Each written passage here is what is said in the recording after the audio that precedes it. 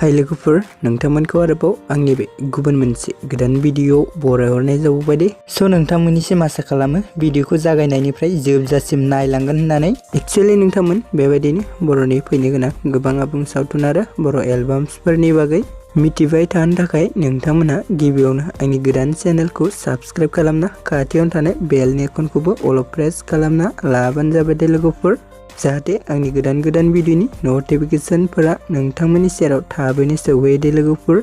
स' नोंथांमोना दिनै आं मा भिडिअनि सायाव आपडेटखौ लानानै फैदों मिथिखाबाय जानांगौ भिडिअनि टाइटेल एबा थाम्बनेल नायनानैनो। स' लोगोफोर, भिडिअफोरा माबा मोनसे गोरोन्थिफोर जालाङोब्ला नोंथांमोना निमाहा होबानो जाबाय दे लोगोफोर। स' लोगोफोर, नोंथांमोननिसिम मोनसे गोजोनथाव खौरां दे।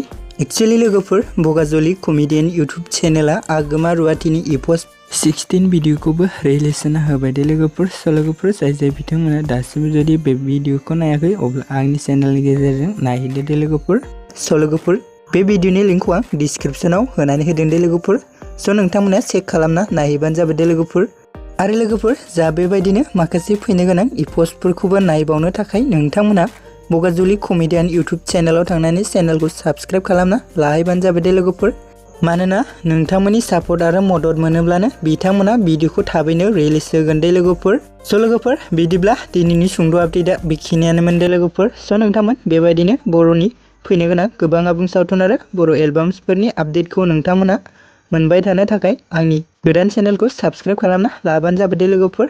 स' लोगोफोर, भिडिअखौ बेखिनिसिम नायनायनि थाखाय नोंथांमोननिसिम रोजा रोजा साबायखर थाबाय दे। गोजोन्थों।